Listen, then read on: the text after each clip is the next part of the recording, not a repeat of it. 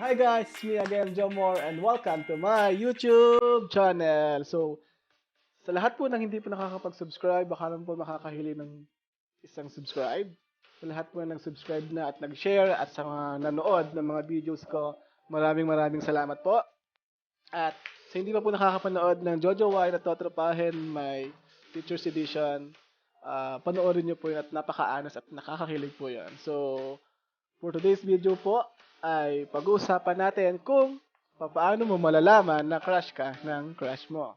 And I think this is very common and very searchable sa YouTube at sa Facebook, lalo't higit sa mga estudyante ng high school. So, without further ado, let's talk about paano ba malalaman na crush ka ng crush mo.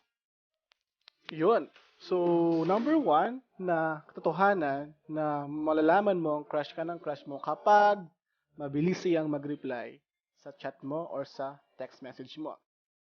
So, this is the illustration. Di ba nag-send ka ng hi?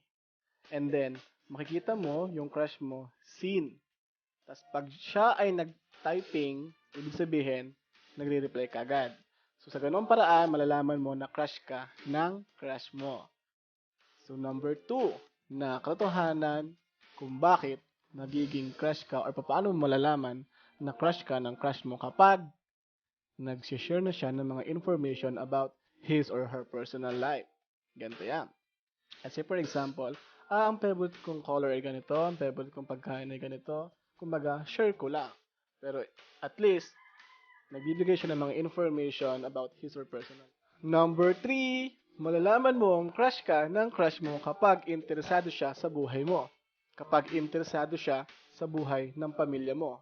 And kapag gusto niyang malaman ang mga hobbies mo at lahat ng favorite colors mo, pagkain mo, at kung ano pa. So sa ganoong paraan, malalaman mo na siya ay interesado at crush ka ng taong iyon. So number four, malalaman mo ang crush ka ng crush mo kapag siya mismo ay nag-share na ng mga personal information about his or personal life. Kapag nag-share siya ng mga ginawa niya the whole day. Kapag nag-share siya ng kanyang galit, yun, malalaman mong crush ka ng crush mo. Number five, malalaman mong crush ka ng crush mo kapag natatawa siya sa iyo kahit hindi naman katawa-tawa ang mga jokes mo. Kahit corny naman ang jokes mo, hahampasin ka pa sa balikat pag magkasama kayo. Sasabihin niyang nakakatawa pero kahit hindi nakakatawa, yun, crush ka ng taong yun kasi kinikilig siya kaya alaala, natatawa siya.